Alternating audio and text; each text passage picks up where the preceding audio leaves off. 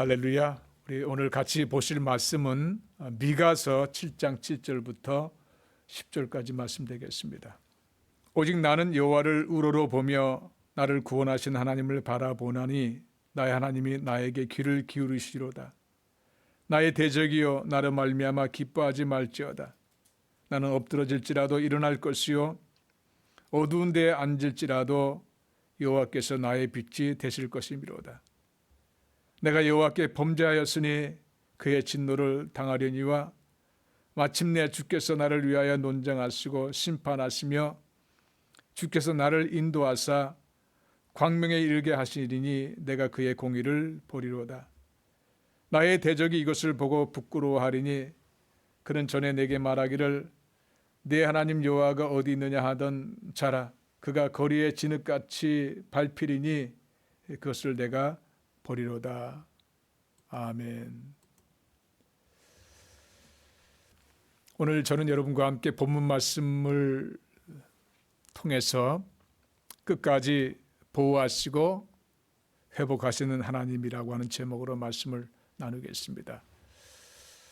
오늘 이 본문 내용을 보면 남유다의 선지자인 미가가 기록한 내용입니다. 하나님께 감동을 받아서 그가 이스라엘과 또 남쪽 유다, 그 당시에는 유대 민족이 두 나라로 갈라져서 북쪽엔 이스라엘, 남쪽은 유다라고 하는 그런 존재 상태였는데, 그때 남쪽 유다에 있으면서 이 북쪽과 남쪽 나라에 대한 그런 경고의 메시지를 미가를 통해서 하나님께서 하게 하신 것입니다.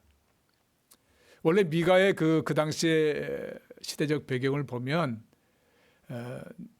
대외적으로는 이 아시리아 나라가 대단한 그런 강성 국가였기 때문에 그 나라로부터 호심탐탐 침략을 받으면서 또 그러면서 또 언제 무너질지 모르는, 망할지 모르는 상태에 놓여 있는 그런 시대적인 상황이었습니다. 그러니까 국가적으로 이스라엘이나 남쪽 유대는 경각에 달린 그런 상황이었죠. 그런데 더 과간인 것은 그런 어려운 상황 속에서 오히려 그 백성들은 도덕적으로 타락하고 또 신앙적으로 타락하는 모습을 보이는 거예요.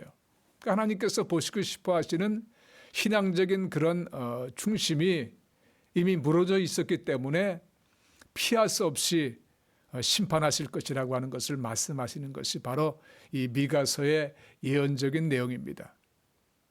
이 미가는 태어난 것이 이 앞에 1장에 보시면 자그마한 동네 모레셋 출신이라고 되어 있습니다.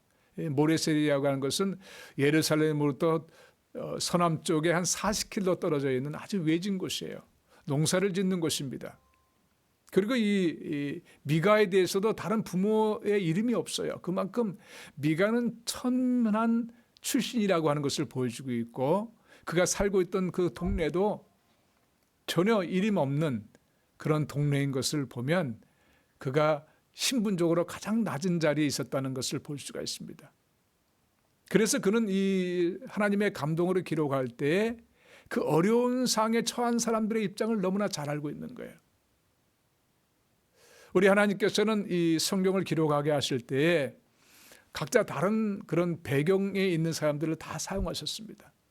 근데 그분들의 그 가지고 있었던 특성과 그분들의 신앙적인 배경들을 또 환경적인 배경들을 통해서 글을 기록하게 하셨어요. 그래서 이 선지자들이 기록한 것을 보면 좀 다른 느낌들이 있는 것은 그들의 성장 배경과 환경에 영향을 받았기 때문에 그런 성품적인 면이 이 감동받은 내용 속에서도 나타난다는 거예요. 그래서 미가서를 읽으면서 이 미가가 가장 천한 자리에 있었던 사람이었기 때문에 정말 안타까운 마음으로 기록할 수 있는 그런 내용이 아닌가 저는 생각을 합니다. 미가서는 세 가지의 설교 내용으로 기록되어 있습니다. 미가가 세 번의 설교, 이스라엘 백성들에게 예언적인 설교를 하는 내용을 7장까지 기록하고 있는데 이 세 번에 나눠서 설교 내용으로 기록되어 있어요. 근데 중요한 것은 제가 오늘 본문을 통해서 제가 감동받고 여러분에게 나누고 싶은 것은 우리의 첫 번째 설교에서는 이 심판에 대한 설교였습니다. 두 번째는 예루살렘의 멸망에 대한 설교예요. 근데 세 번째는 하나님께서 최종적으로 회복하실 것이라고 하는 약속의 설교예요. 그 중에 속한 것이 오늘 7장의 말씀이에요. 이것을 보면서 얼마나 위로를 받는지 모릅니다. 우린 여전히 하나님 앞에 범죄하고 실수하고 그리고 넘어지고 깨어질 때가 있지만 그럼에도 불구하고 하나님은 우리를 택한 우리를 버리지 아니하시고 궁극적으로 회복시키신다는 그 은혜의 말씀 앞에 감동이 넘치는 거예요. 여러분, 우리가 세상을 살면서 자랑할 것이 무엇이 있습니까? 조금 다른 사람보다 신앙이 좋다고 자랑할 것이 있습니까? 아니지 않습니까? 내가 비판했던 그 신앙의 모습을 나도 모르게 지나가는 것을 보지 않습니까? 그것은 저는 수없이 많이 체험했어요.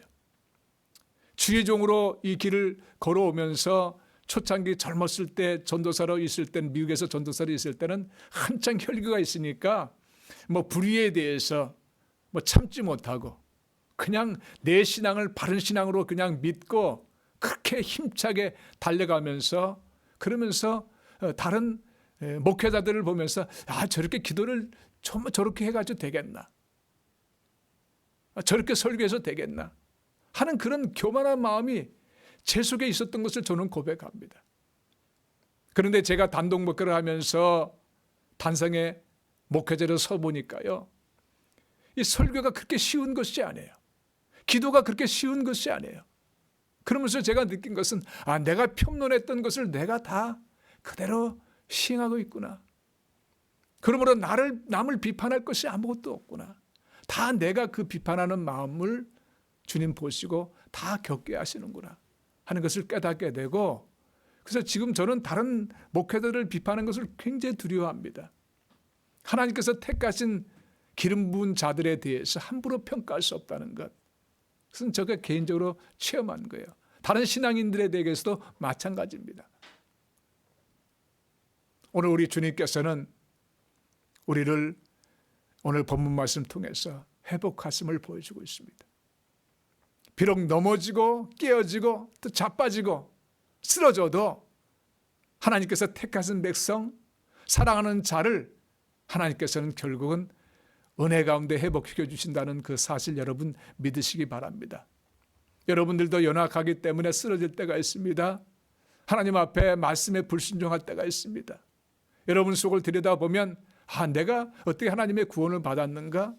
어떻게 지금 이렇게 살 수 있는가라고 여러분 질문을 던질 때가 있을 거예요. 너무나 비참한 자신의 모습을 발견하면서, 근데 그럼에도 불구하고 하나님께서는 여러분들을 사랑하셔서 그 어둡고 칠흑 같은 그런 과정 속에서도 내가 신앙에 어느 정도 입지가 안 되고 정말 낮은 자의 자리에 있어서 더 이상 하나님의 사랑을 받을 수 없는 존재라고 그렇게 외치는 그 순간에도 여전히 하나님께서는 여러분을 사랑하시고 인도하시고 궁극적으로 그 사랑의 풍성한 은혜를 주신다는 것 꼭 믿으시기 바랍니다.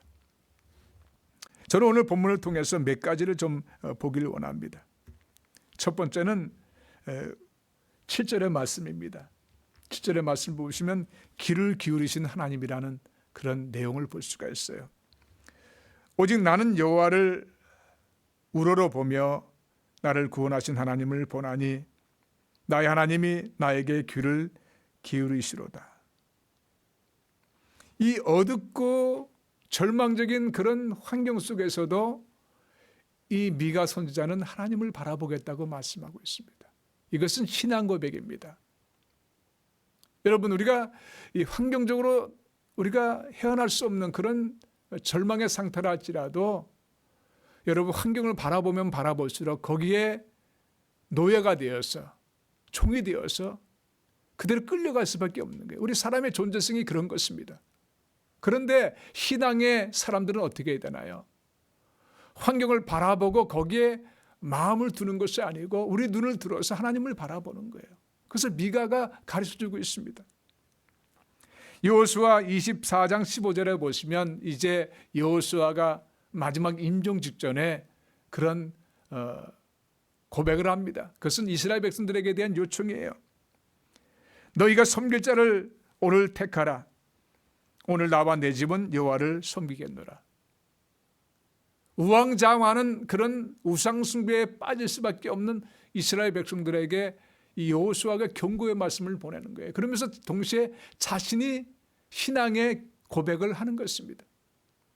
아무리 세상이 변하고 환경이 세상에 빠져들 수밖에 없는, 세상을 따라갈 수밖에 없는, 타협할 수밖에 없는 그런 상황들이지만, 그러나 나는 결코 그럼에도 불구하고 하나님을 버리지 않겠다. 하나님을 섬기겠다.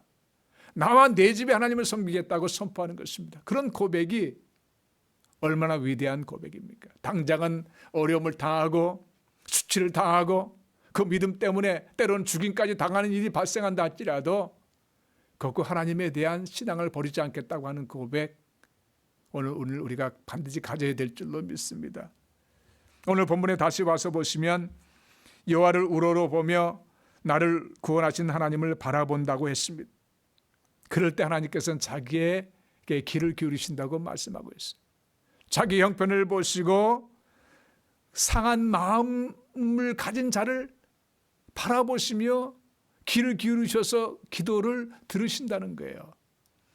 얼마나 좋으신 하나님이십니까? 여러분 마음이 상했습니까? 여러분 어려운 가운데서 지금도 방황하고 계십니까? 하나님을 바라보십시오. 하나님은 귀를 기울여 여러분의 기도와 여러분의 중심을 지금도 보고 계십니다. 또 두 번째로 이 8절에 보시면 나의 대적이여 나로 말미암아 기뻐하지 말지어다. 나는 엎드러질지라도 일어날 것이요 어두운 데에 앉을지라도 여호와께서 나의 빛이 되실 것이미로다. 여기서 두 번째로 보고 싶은 것은 우리 어두운 인생의 빛이 되어주신 하나님이라고 하는 것이에요. 빛이 되어주신다는 것은 우리의 갈 길을 알게 하신다는 거예요. 한마디로 우리를 인도하시는 하나님이라는 거예요. 여러분 빛이 없어 어두울 때 얼마나 절망합니까? 얼마나 힘든 가운데 빠집니까? 근데 우리 주님께서 빛이 되어주시니 얼마나 감사합니까? 우리는 완전하지 않은 것을 오늘 본문에서 보여주고 있죠. 나는 엎드러질지라도, 우리는 엎드러지는, 여기 쓰러진다는 뜻입니다. 쓰러질 때가 옵니다. 우린 연약하기 때문에 넘어질 때가 있어요. 그럼에도 불구하고 하나님께서는 다시 일으켜 세우신다. 일어날 것이요는 뭐예요? 하나님께서 일으켜 세우신다. 하나님께서 힘을 더해 주셔서 다시 한번 일어날 수 있는 힘을 주신다는 거예요. 시편 119편 105절에 보시면 주의 말씀은 내 발의 등이요 내 길의 빛이니이다. 우리 하나님은 우리의 발의 등이 되시고 내 길에 빛을 비춰주십니다. 그래서 하나님을 사랑하는 자들에게는 완전한 실족이 없어요. 넘어질 수 있지만 다시 일어나게 하시고 빛 가운데로 주님께서 빛을 비춰주면서 우리의 발걸음을 인도해 주시는 거예요. 살 소망을 갖게 하시고 능력 가운데 역사하시는 것입니다.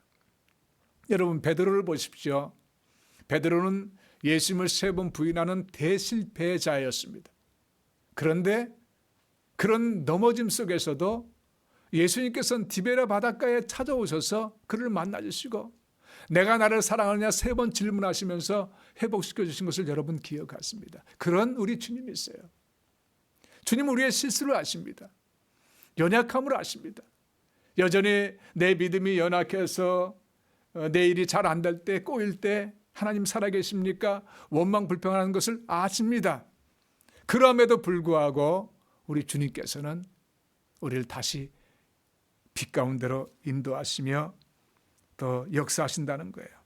그러므로 여러분 우리가 실패했다고 끝난 것이 아닙니다. 우리 신앙 안에서는 여러분 실패란 없습니다. 잠시의 실패는 있을 수 있겠지만 하나님께서는 이 실패를 통해서 우리를 일으켜 세우시고 역전시키시고 그것을 통해서 하나님의 살아계심을 더 깨닫게 만드시는 거예요. 여러분 보십시오. 우리가 신앙생활이 성장할 때가 언젠가요? 일이 잘 될 때가 결코 아닙니다. 일이 잘 될 때는 모든 것이 좋기 때문에 마음의 경각심이 없어요. 그러나 일이 잘 안 돼서 꼬이고 힘들고 어두운 가운데 통과할 때 우리는 더욱더 주님을 다 의지하게 되지 않습니까? 그러다 보니까 그 의지하는 과정 속에서 우리의 신앙이 성장되고 주님에 대해서 더 깊이 사모하게 되고 야, 내 힘으로 살 수 없다는 것을 이렇게 고백하게 하시는구나. 그렇습니다. 주님, 저는 저의 힘으로 살 수 없습니다. 주님께서만 저를 이렇게 세우시고 살릴 수 있습니다. 라고 고백할 수 있는 거예요. 저의 말씀을 드려서 죄송한데 제가 며칠 전에 저희 집 좀 고칠 부분이 있어서 여기 메나즈라고 하는 데가 마치 이쪽 중부 지역만 있는데 홈디포나 로즈와 똑같은 곳이에요. 굉장히 큰 사이즈입니다. 근데 거기를 제가 모처럼 만에 이제 장을 보러 갔는데 큰 사이즈니까 한참 돌게 되잖아요. 돌면서 그렇게 눈물이 쏟아지는 거예요. 그냥 가슴속에서부터 갑자기 막 눈물이 쏟아지는 거예요. 3주 전만 해도 내가 이쪽에 제대로 걸을 수 없을 것 같다는 그런 환경, 그런 입장이었는데 이제 건강이 완전히 회복돼서 정상적으로 이렇게 카트를 끌고 이렇게 장을 보면서 물건들이 진연되는 것을 쭉 보는데 하나님의 은혜가 너무나 감사한 거예요.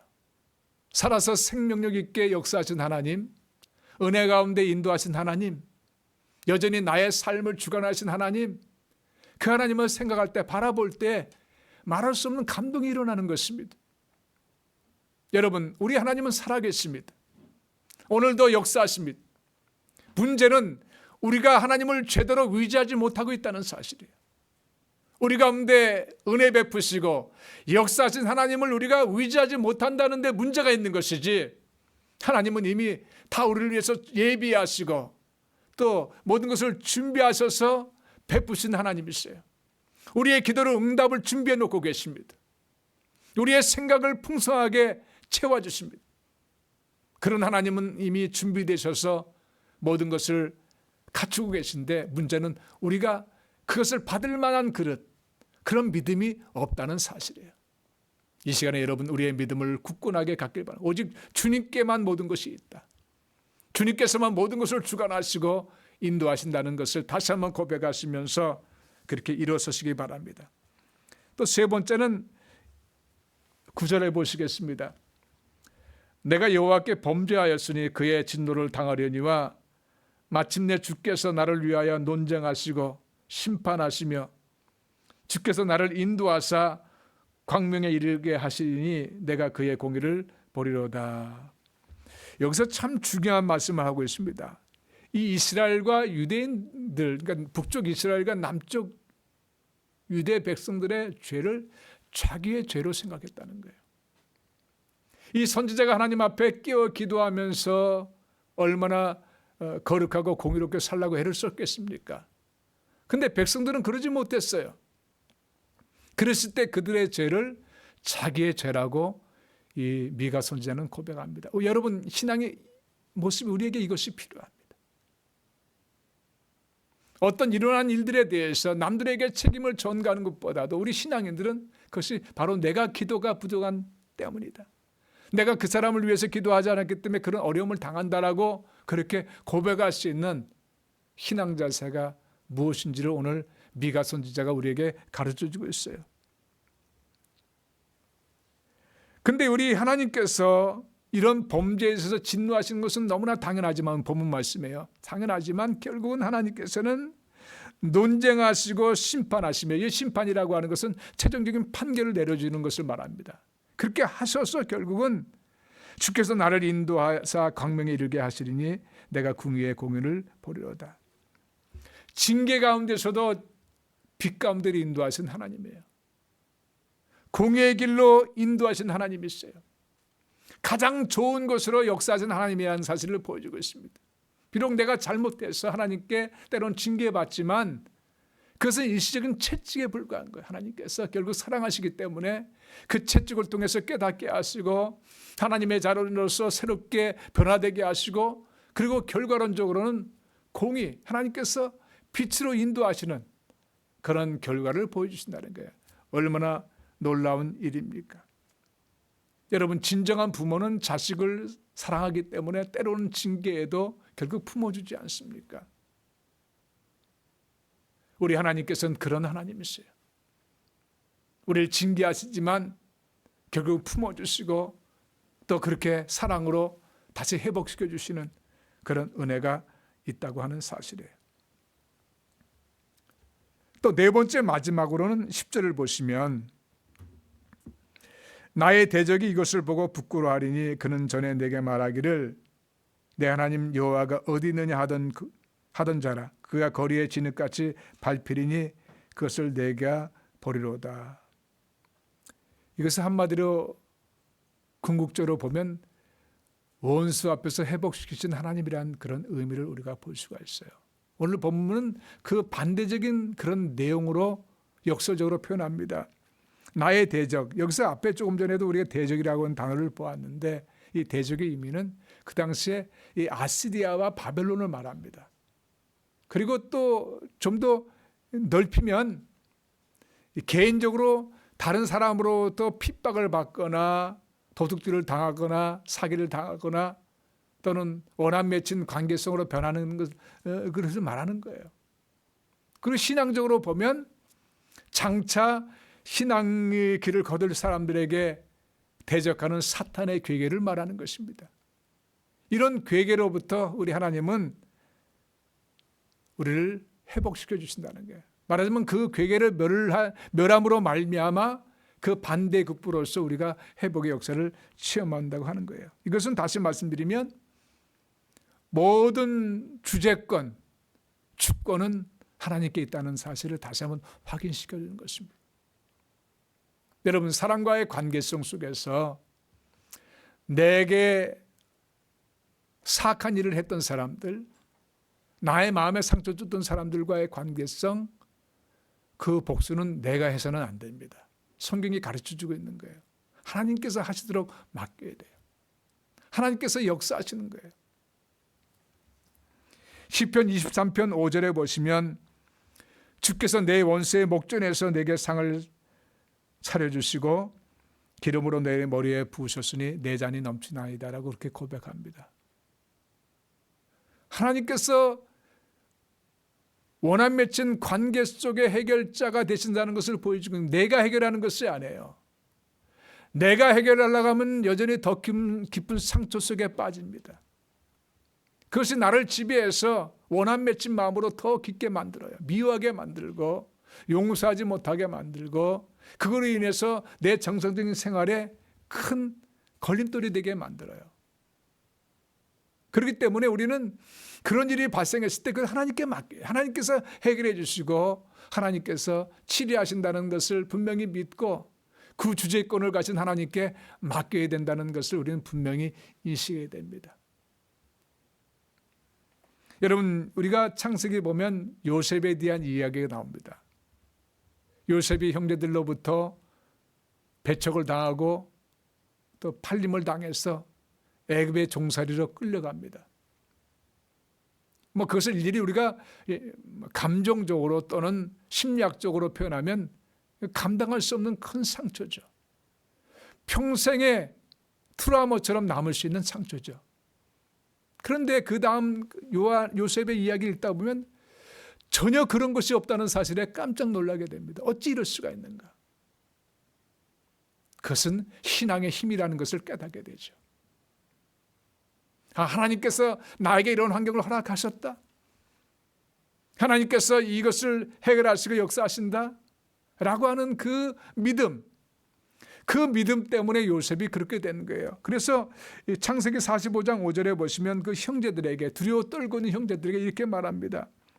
하나님의 생명을 구원하시려고 나를 당신들보다 먼저 보내셨나니 나이다 이렇게 고백합니다. 그러니까 하나님께서 하셨다는 거예요. 형들이 자기를 노예로 팔았지만 그것을 하나님께서 하셨다는 거예요. 얼마나 놀라운 신앙 고백입니까? 우리도 이런 신앙 고백을 가져야 됩니다. 예수 믿는 사람이라면 이런 신앙 고백에서 아니면 여러분 모든 일에 우리가 걸림돌로 넘어질 수밖에 없어요. 사람을 미워할 수밖에 없고 그것 때문에 우리 인생이 어려워지는 거예요. 그러나 우리는 하나님께서 그 일을 주관하셨다, 허락하셨다라고 하는 믿음이 있다면 우리는 거기로부터 자유로울 수가 있어요. 50장 20절에 가서 보시면 이렇게 요셉은 또한 고백합니다. 당신들은 나를 헤아려 하였으나 하나님은 그것을 손으로 바꾸사 오늘과 같이 많은 백성의 생명을 구원하게 하시려 하셨나니. 형들은 자기를 해치기 위해서 그렇게 애쓰고 힘쓰고 그 결과를 얻은 것 같았지만 결국은 하나님께서 그것을 선한 것으로 바꾸셨다는 거예요. 여러분, 하나님을 믿는 자, 하나님께 소망을 두고 사는 자에게는 이런 역사가 반드시 일어나게 되어 있어요. 우리는 우리 신앙생활에서 이것을 얼마든지 경험합니다. 이 50-20를 우리는 50-20 컨페션이라고도 이야기합니다. 창세기 50장 20절의 고백. 여러분, 우리에겐 일어나는 일들이 다들 나를 해하는 것처럼 보이고 다른 사람들로부터 손해를 받는 것 같이 보이고 억울한 일을 당하는 것 같이 보여도 하나님을 사랑하는 그 자녀에게는 합력의 선을 이루게 하시는 놀라운 은혜를 베풀어 주신 좋으신 하나님이라는 사실이에요. 말씀을 마치겠습니다. 저는 오늘 본문 말씀을 통해서 말할 수 없는 감동받는 것은 사랑하는 자들, 하나님의 사랑을 받는 자들에게는 끝까지 결국은 보호하십니다. 함께 하시면서 보호하시고 결국은 회복시켜 주십니다. 유대 민족을 다시 회복시키다는 그 약속이 말씀이 오늘 본문이지만 결국 이 선지자들 통해서 주고자 하는 그런 메시지가 뭔가, 우리 예수 믿는 하나님의 자녀된 우리들에게 주시는 말씀이에요. 우리도 이 세상에 순례자같이 살아가는 길 속에서 때로는 험악한 일을 당하기도 하고 또 사람들과 관계성 속에 상처를 받기도 하고 또 하나님께 징계를 받을 만한 그런 신앙의 너덜너덜한 그런 모습을 보일 때도 있지만 그러함에도 불구하고 하나님의 사랑을 받는 우리들은 결국 하나님께서 주시는 때로는 징계를 통과하지만 우리를 버리지 아니하시고 끝까지 책임져 주시고 회복하시는 놀라운 은혜의 하나님이라는 사실을 다시 한번 깨달아야 될 줄로 믿습니다. 사랑하는 성도님 여러분, 이사야서 42장 3절에 보시면 상한 갈대를 꺾지 아니하시며 꺼져가는 등불을 끄지 아니하신다고 했습니다. 우리가 상한 갈대처럼 돼도 우리 하나님께서는 꺾지 않으시고 그리고 꺼져가는 등불 같은 인생 가운데 경각에 놓였을 때 하지라도 그 불을 끄지 않으신 하나님, 끝까지 사랑하신 하나님, 어쩌든지 우리 부족함을 주님께서 긍휼히 보시면서 능력 가운데서 놀랍게 회복하신 하나님, 그렇게 베풀어 주신 하나님, 그런 하나님을 여러분 다시 한번 고백하시고 그런 은혜를 회복하시는 우리 성도님 여러분 되시기를 주님의 이름으로 축원드립니다.